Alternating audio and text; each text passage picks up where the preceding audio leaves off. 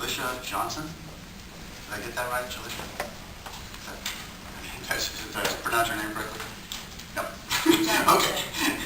Hello, good morning. Good morning. My name is Jalisha Johnson. I'm 17 years old. I'm a full-time student at Portland Community College, and I also volunteer for Opal Bus Riders Unite. It's a volunteer program.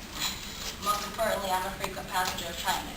I have two issues that I would like to briefly discuss and bring to the attention of you board members of TriMet. Both are very concerning, not only to me, but for the other passengers who rely solely on TriMet for their only use of transportation. The first thing I'd like to address is the fare increase. The reason why I bring this to your attention is because on behalf of a majority of the bus riders, it's already a struggle to pay what we're already required to pay riding the bus right now. But it's going to be even more of a struggle now that we're going to have to pay more to get on the bus. This is not a very good time to have fare increases. We're in like an economic depression right now. We don't have money to put in the bus as it is already, and there's not enough programs out there to help everybody, like giving them bus tickets, giving them passes, giving them the difference in because the bus drivers, they give a lot of passengers a really hard time about 30 cents being in a different zone, and half the time it's not our fault. The bus drivers themselves make mistakes too. They might not clip the 2 and 3 zone. They might just clip the 1 and 2 zone, but we're paying for our correct fare. But it's also the drivers themselves who's making a very bad impression on us because they're not doing what they're supposed to be doing. They're not clipping the 3 and 2. We might be paying the right fare. And also, briefly, I'm going to discuss, bring to your attention and speak on, is the service cuts. The reason why I want to speak on this is because, once again, at this time, this is a really big inconvenience to us as the passengers, and because we ride the bus, and that's what we rely on to go to work, to go to school, to go to recreation and things like that. This is a really big inconvenience for you guys to cut the bus lines down right now. Not only because there are no frequent buses past 122nd Division, but also because those who are not capable of walking, or they have a limited walking amount in them, if they can walk, it's going to be an inconvenience to them. And that concerns me a lot because I don't care only about myself, but I care about other people in my community. And it's not fair for them to have to take the blue line past 145th Division to get where they have to go, because you guys are cutting the 4. That's one of the buses that you guys are reducing service on. And that's not fair because there are no major lines. There's no lines, period, past 122nd Division. After that 71 on 122nd Division, there's no more buses till about 285th out in Gresham.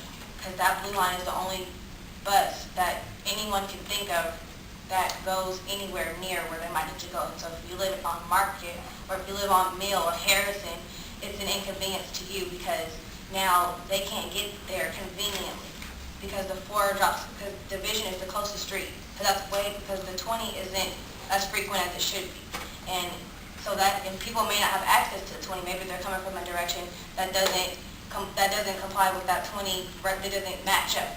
It may not match up, and so now they have to take an alternative route to get to where they need to go, and that's not fair because they may have something important that they need to do, because the passengers are just as important as everybody else, because we're the ones riding the bus. And a lot of people right now do not have money for the increases for the fare for a line that we did not ask for, because you guys are raising the fare for everybody, and we're not the ones. A lot of people who you guys are making Orange Line or whichever line that you're making is going out to Milwaukee, we're not riding that max at all, so it's not fair for us to increase our fare so you guys can do your thing and make that max, and we're not even riding it.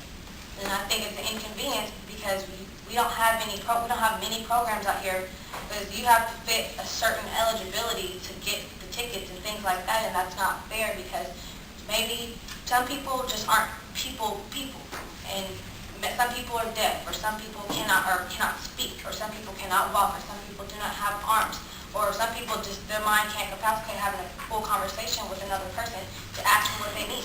And there's just not enough programs out there, and there's not enough resources out there to give us what we need, and we need a very reliable system, TriMet. We need a very reliable TriMet. And right about now, in the way things are going for TriMet, it's not so reliable. Buses pass us up.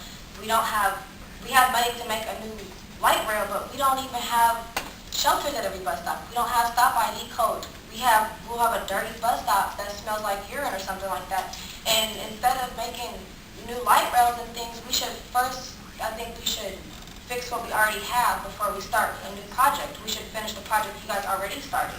And you guys, I'm quoting this directly out the improvements for this 2011, and you guys are having 35 new shelters. That's not enough of shelters. If you add the shelters that we already have and the shelters you guys are putting in and count all the bus stops that we have, that's just not enough.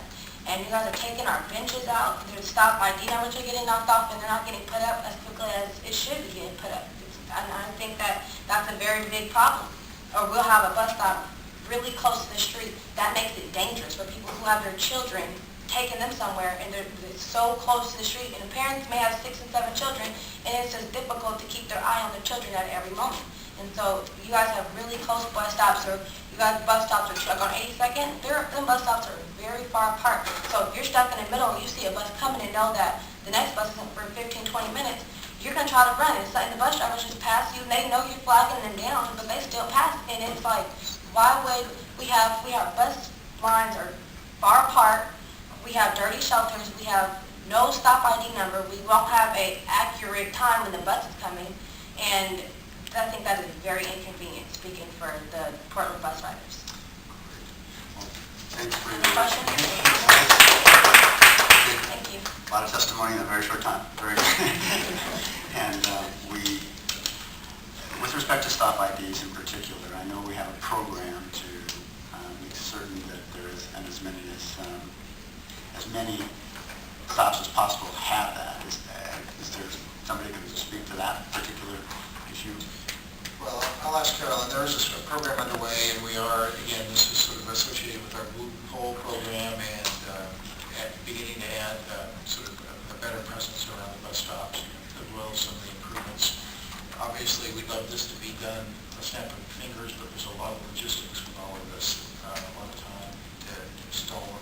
So we are on it, and there's a pace that we're progressing on this. So before very long, we'll have all of the stops with IDs out there.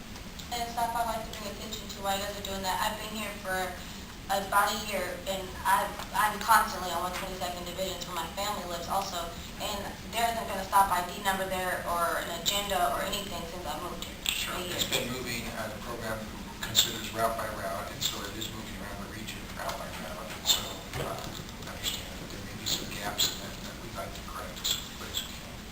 All right, thank you. Thank you. There is regular service from 122nd Division to 145th.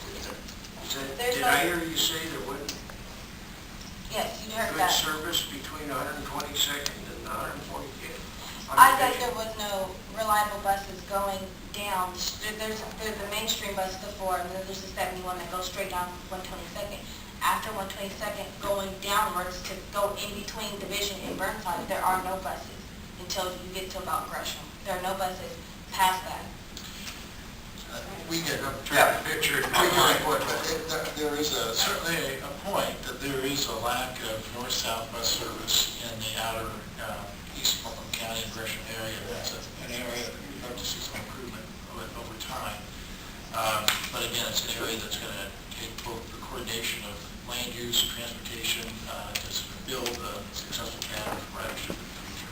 Yeah, well, I would think the area would fulfill ridership. There's lots of people there. So. Like on 162nd, that is a very major street. It's a very major street, and there are no bus lines anywhere on 122nd except for Stark, or 162nd, that's Stark is at 20. It's not very frequent at all, but it goes back and forth, but there's no more bus that goes down north and south. And I think there should be a couple, since we're cutting buses, maybe put some in that goes down 122nd or 148. Those are very major streets. Great. Thank you very much. Right. We are on number 8 of 11, and we're starting to lose board members, so I just would ask that anybody that testifies they can make a succinct testimony. I really appreciate it.